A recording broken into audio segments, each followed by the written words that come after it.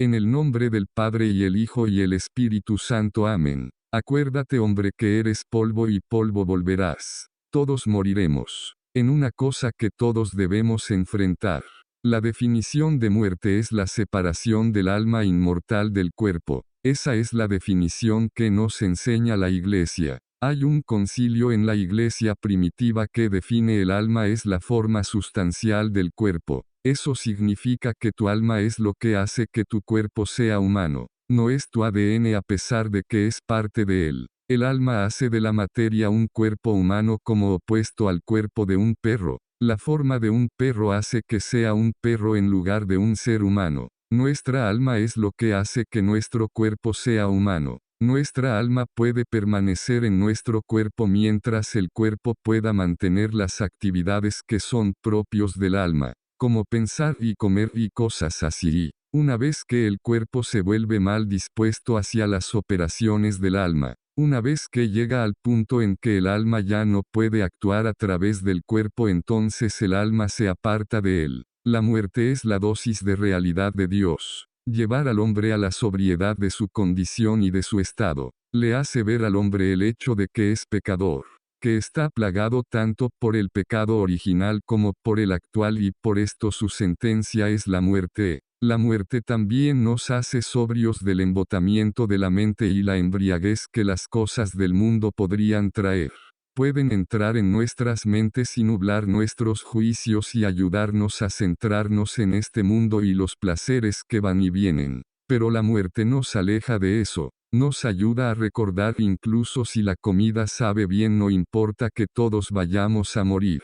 La muerte nos dice que todas las cosas en esta vida son pasivas y sin sentido a menos que sean remitidos al que lleva a cabo la sentencia por nuestra pecaminosidad. En otras palabras, la muerte y la vida no tienen sentido a menos que de alguna manera ese significado esté enraizado en Dios. San Pablo nos dice que la paga del pecado es la muerte. Esto se sigue del hecho de que por el pecado nos alejamos de Dios, quien es la fuente de la vida, a las cosas creadas que por sí mismas no pueden dar vida. Así que el castigo se ajusta al crimen, porque recurrimos a cosas que no son capaces de dar vida. Como resultado, Dios nos da lo que pedimos. Por el pecado vamos hacia las cosas creadas y nos alejamos de Dios, luego nos da las cosas creadas, estas cosas que no pueden dar vida, y de ellas sigue la muerte. A través de la muerte aprendemos que no somos los árbitros finales del bien y el mal.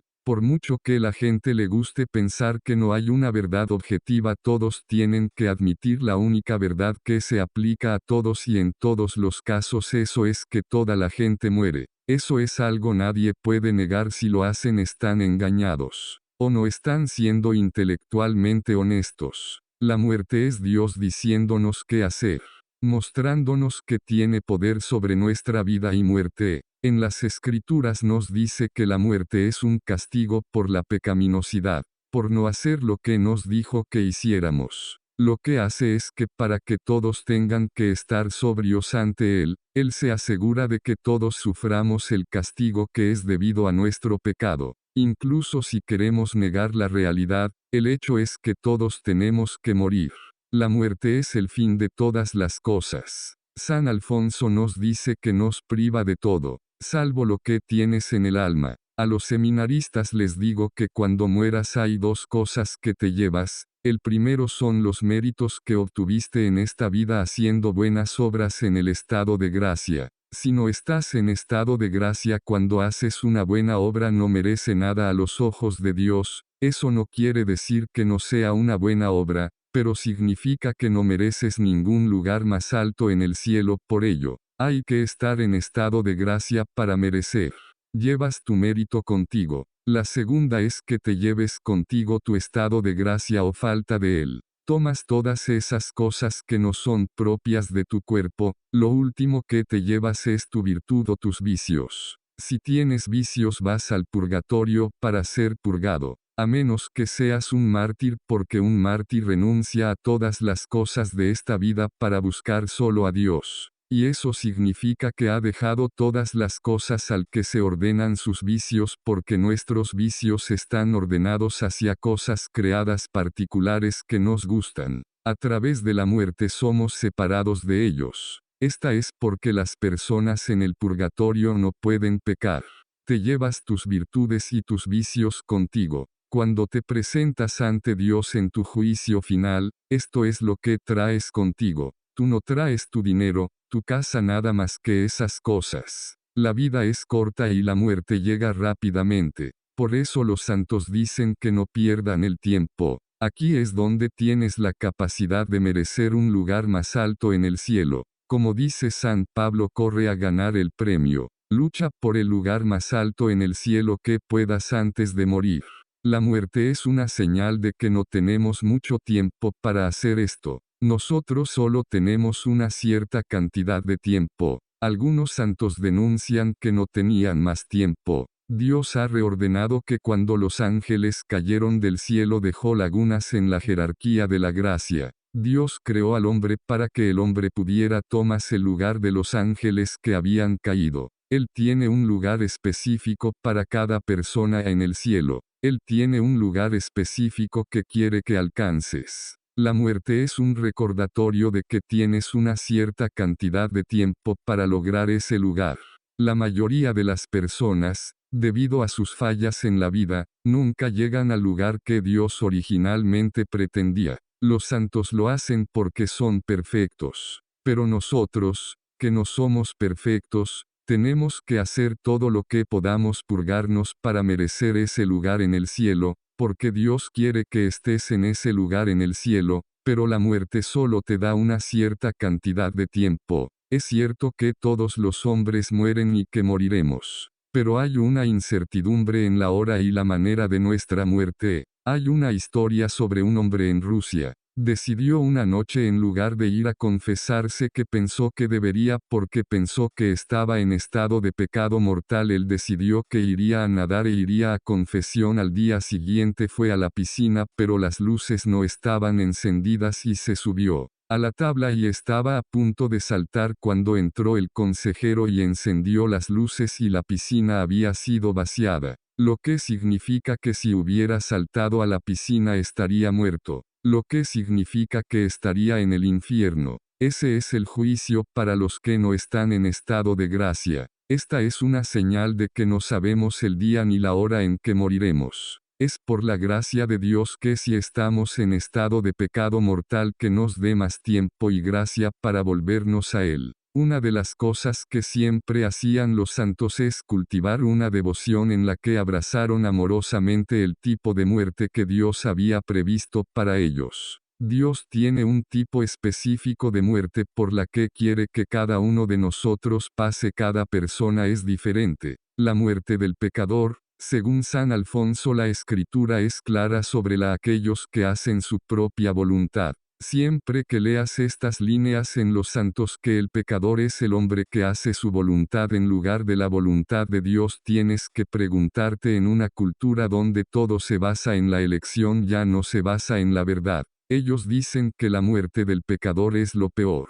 Para aquellos que llevan una vida de maldad y autogratificación, la muerte es vista como lo peor que les puede pasar.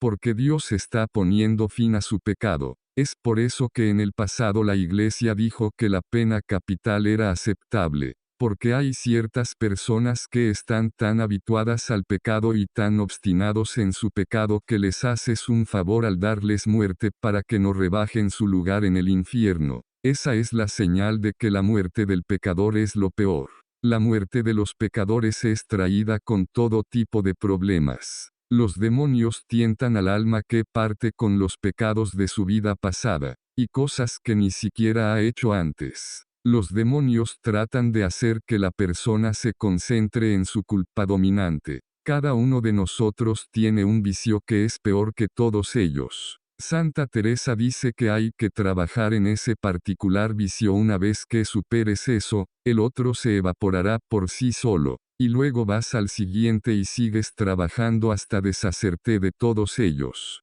Los demonios en tu última hora por el pecador vienen al pecador y lo tientan con las cosas que pertenecen a su culpa predominante. Entonces, si una persona tuvo problemas con el 9º mandamiento, los demonios lo tentarán con pensamientos impuros para tratar de hacerlo caer.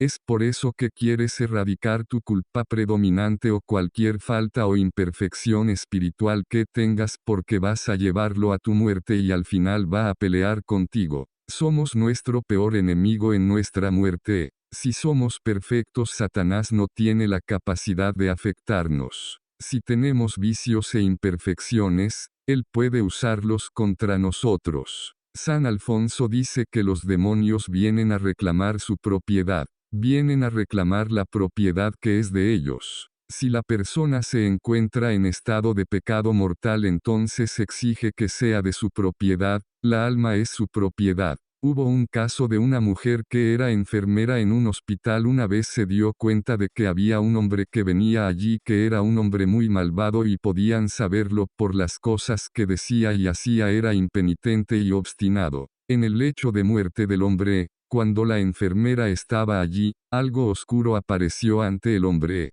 y el hombre lo vio con total susto porque la cosa venía a reclamarlo. Hay numerosas historias en la vida de los santos en que cuentan que en las muertes de los pecadores se le aparecerán demonios al individuo para reclamarlo y para llevarlo a la desesperación. Aquellos que son pecadores sufren del miedo al infierno y al juicio. Esto no lo lleva al arrepentimiento porque a lo largo de su vida se ha habituado en ignorar el miedo a la condenación. Incluso se acostumbra a la idea de la condenación. Así que aunque está llegando y lo teme, no se arrepiente de ello. Santo Tomás dice que cuando entramos en cierto vicio o una cierta disposición en relación con un vicio, el cuerpo se ajusta a las operaciones del alma, así que cuando hacemos cosas malas el cuerpo comienza a ajustarse para que podamos cometer más pecado. Por eso cuando empiezas a hacer las cosas bien te estás preguntando por qué está todo esto por todos lados, porque comienza a ajustarse a lo que el alma está haciendo. Ese es su orden correcto. Originalmente, Dios había querido que esto significara que el cuerpo se ajustaría al crecimiento de la virtud, pero para algunas personas no lo es.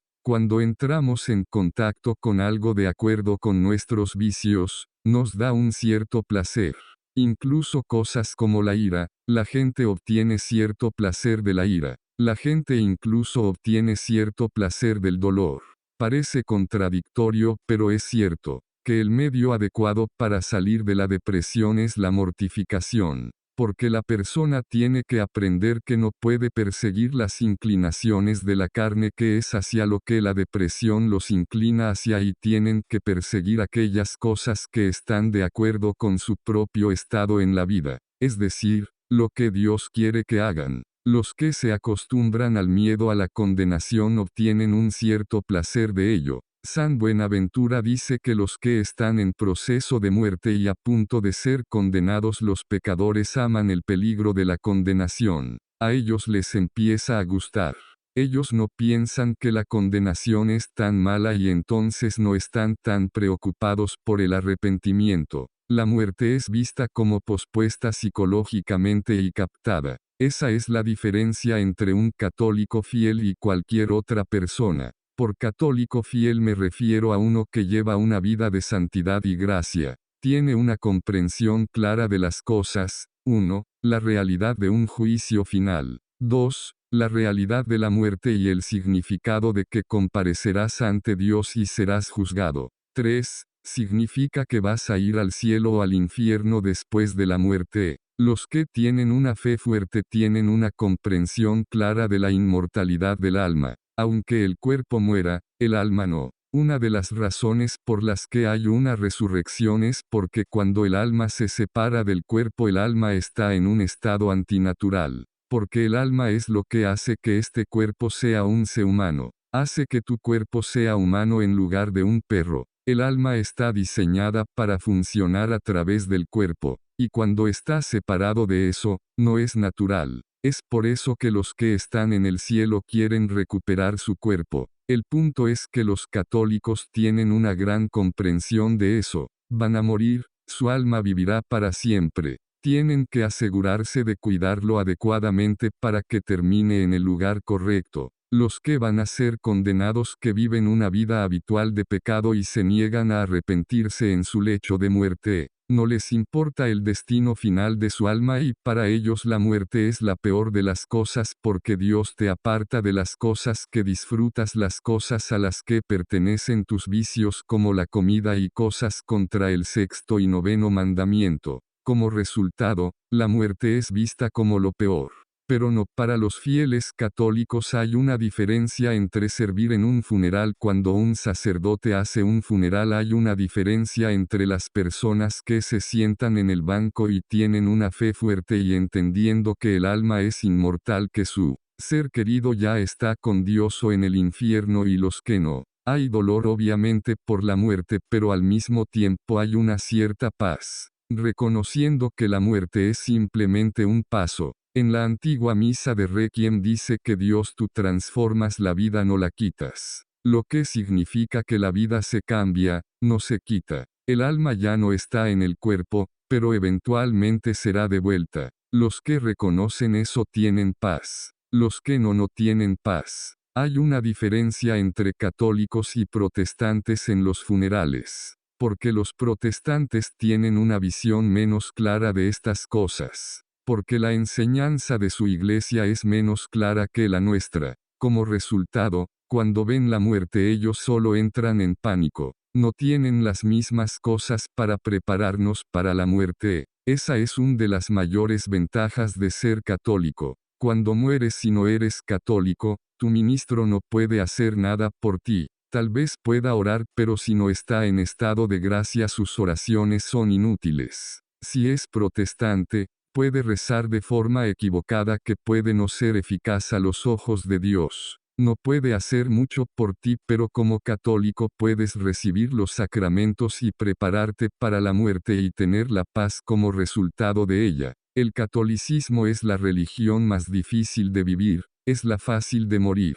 Los que son pecadores tienen remordimiento por la pérdida de su vida porque no pueden cometer más pecados. Y ellos tienen remordimiento de conciencia. El consciente nos dice que lo que vamos a hacer en el futuro va a ser bien o mal. Nos dice que lo que hemos hecho en el pasado es bueno o malo. Y también nos fastidia. El gusano de la conciencia, el gusano no muere. Con eso quiere decir que la gente en el infierno sufre de un remordimiento constante, un dolor constante por los pecados que cometieron que causaron su condenación. Esos pecadores que se están muriendo pasan por lo mismo a través del pecado, comenzamos a caminarnos hacia el infierno. Cuanto más pecamos, más se aproxima nuestra vida al infierno. Por eso la gente que está muriendo su vida emocional es una locura. Sufren remordimiento de conciencia, ellos se sienten confundidos,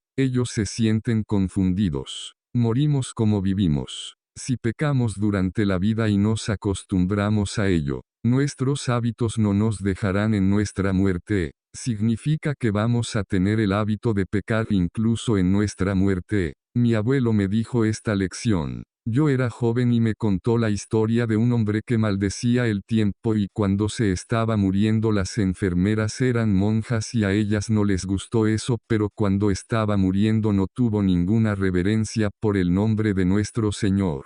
Incluso cuando se estaba muriendo, mientras maldecía durante su vida, maldecía durante su muerte. Si no quieres caer en los pecados que tienes al morir, te aseguras de erradicarlos ahora. La muerte de los pecadores mortales no arrepentidos es un poco diferente de la muerte de una persona tibia, que intentan un poco en su vida espiritual pero no sobresalen. Este tipo tiende a centrarse en su salud y médicos más que en el estado de su alma, porque no están tan preocupados porque pueden estar en estado de gracia. Se preocupan menos por su alma y se preocupan más por su cuerpo. Incluso estas personas están llenas de confusión y error, porque no están seguros del resultado de sus vidas. Mientras que la persona que se vuelve santa llega al punto en que no tiene vicios, lo cual es posible. La mayoría de la gente piensa que la ausencia de pecado en la vida de una persona es lo más alto que se puede alcanzar,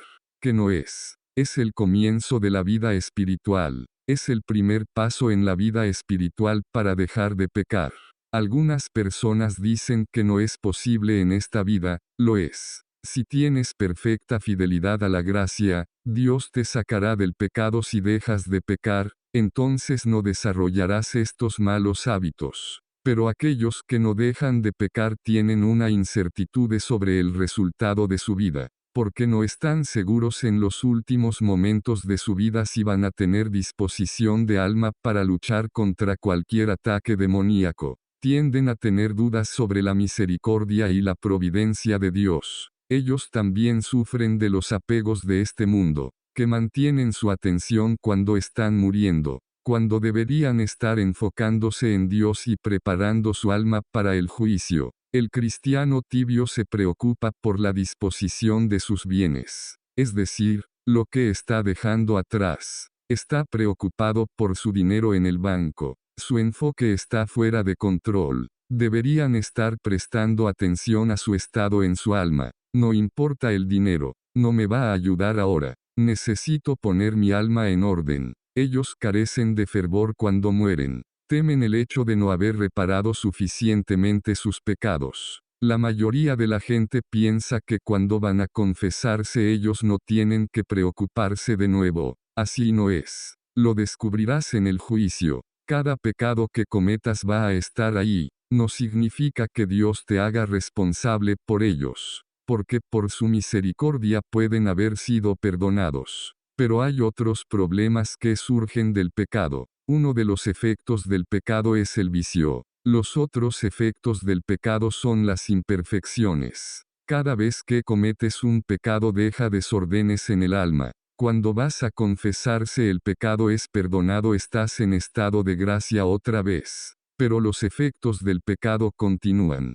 Tenemos que realizar acciones para desarraigar las imperfecciones de nuestra alma para que seamos perfectos. Y eso ni siquiera es suficiente. Porque cometiste pecado, le quitaste valor a la gloria de Dios en esta vida y tienes que pagarle. Es como un robo. Todos nosotros somos propiedad de Dios. Él lo creó todo para sí mismo y para su propia gloria. Cuando cometes un pecado, restas valor a su gloria. Es como un robo. Como resultado, usted tiene que devolverle el dinero. Por eso tenemos que hacer actos de reparación para pagar los pecados de nuestra vida pasada. El pecador tibio cuando muere reconoce que no ha reparado suficientemente los pecados de su vida pasada, mientras que el hombre que es perfecto ha hecho suficiente cantidad de penitencia para pagar los pecados de su vida pasada. El tibio lamenta no haber hecho lo suficiente. Había un sacerdote en su lecho de muerte que dijo: me temo que no hice lo suficiente.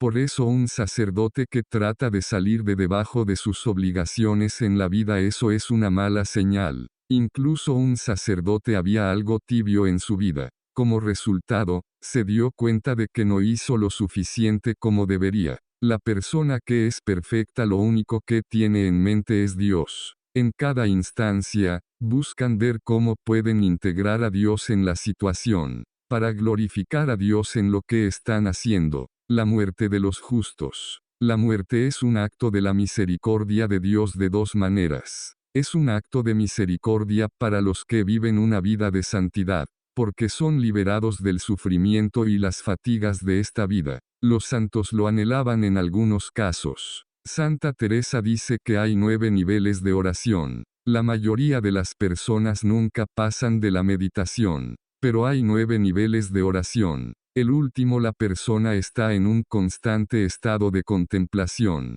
Se llama unión transformadora o matrimonio místico. Cuando llegan a este estado ya no desean la muerte, porque tienen esta presencia constante de Dios en ellos. Tienen constantemente una visión intelectual que ven a Dios todo el tiempo, aunque pueden cumplir con sus deberes en su estado de vida. Antes de eso, a medida que la persona asciende los niveles de perfección, hay un deseo de morir.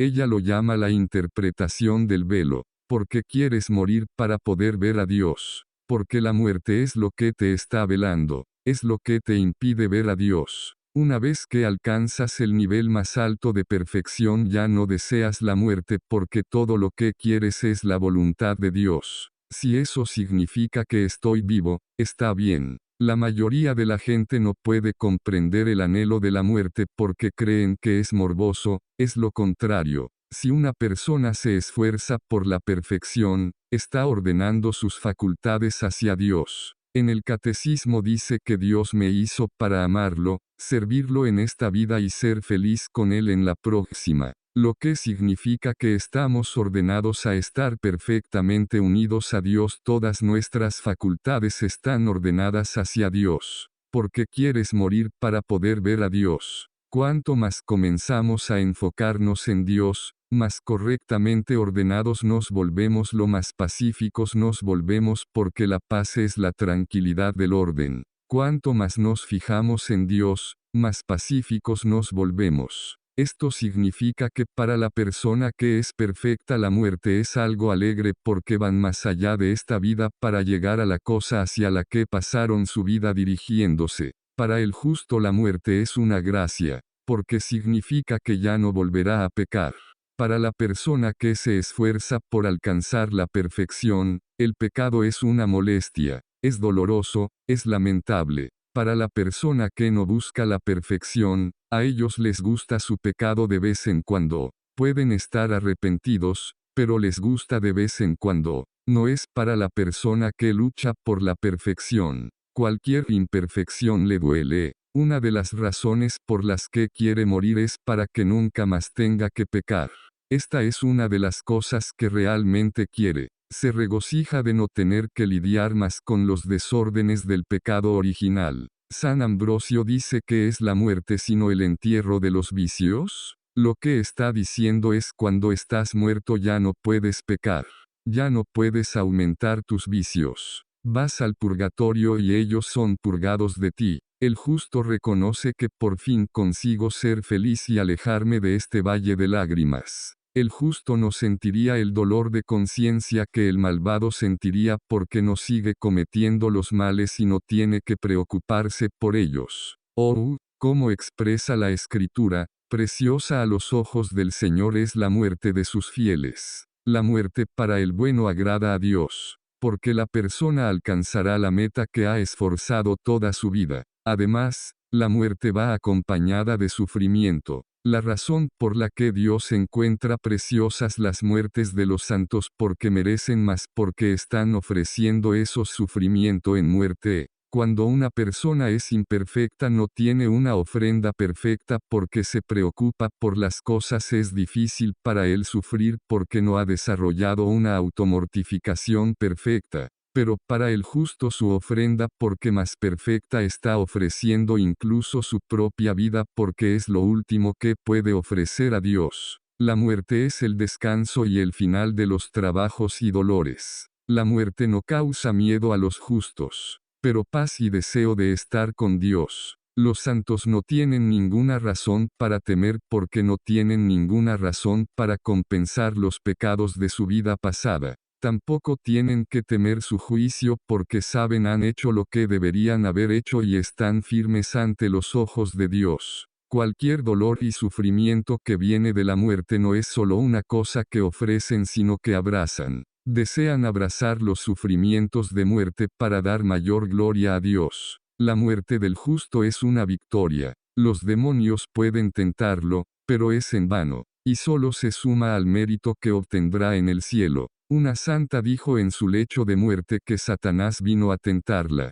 y ella dijo es demasiado tarde para eso ahora. Ella sabía que él no podía hacer nada. Ella estaba más allá de ser tocada porque estaba en las manos de la misericordia de Dios, y ella iba a ser salvada. El perfecto anhela la muerte, porque es un medio para ir a Dios. Esto significa que la muerte es el medio para la vida eterna. Los que desean la muerte no nos referimos a personas que lo desean de forma desordenada porque tienen un deseo morboso de experimentarlo. Estamos hablando de las personas que ven la muerte como el medio para dirigirse a Dios. Ellos reconocen que la muerte es el medio para la vida eterna. La muerte de los justos va acompañada de paz y mueren con un anticipo de celestial alegría. Cuando las personas que mueren con un alma bien ordenada hay una tranquilidad que los embarga durante su muerte. Algunas personas piensan para sí mismas me estoy muriendo,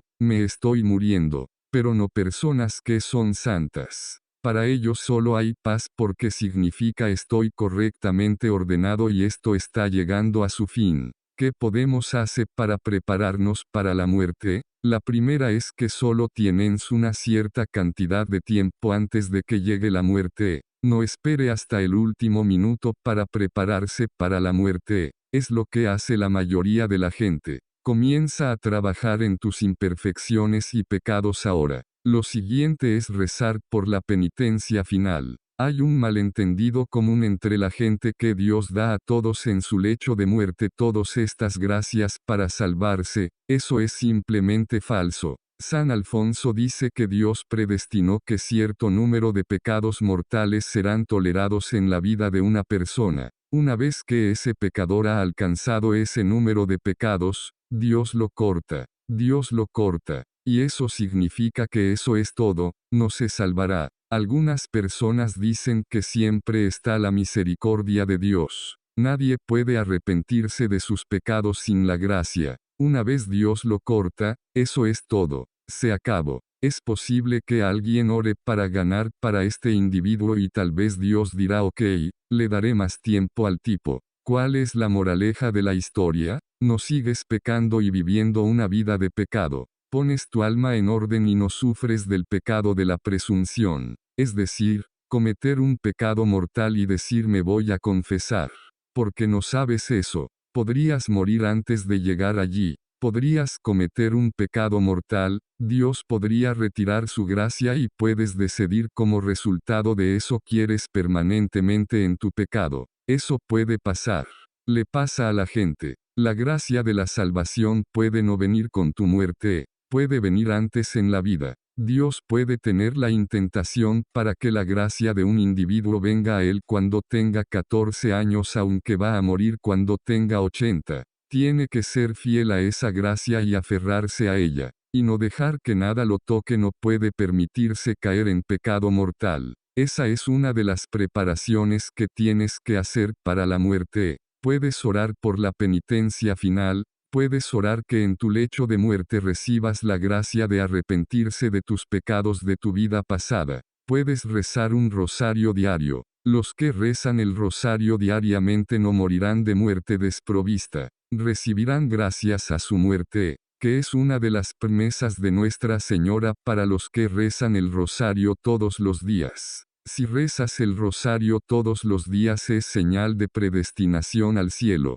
que es un signo de esperanza. Nuestra Señora se asegurará de que no mueras desprovisto de muerte. No supongas que vas a decir lo siento al final, porque puede que no haya tiempo y puede que no sea hay gracia. No pospongas las cosas, pon tu vida en orden ahora. Llegar a confesarse regularmente, hacer actos de contrición de forma habitual. Adquiera el hábito de arrepentirse de sus pecados. Porque cuando vayas a tu muerte, tus hábitos estarán contigo. Si tienes la costumbre de arrepentirse de tus pecados, cuando mueras se inclinarán por sus hábitos a arrepentirse de sus pecados. Eso es algo a lo que es importante acostumbrarse. Mantén su vida simple y su conciencia tranquila. No te dejes atrapar por muchas cosas. Mantente separado de las cosas. No te dejes enganchar por ciertas complejidades como permitirte caer en ciertos pecados veniales pensando que están bien porque tu vida empieza a complicarse.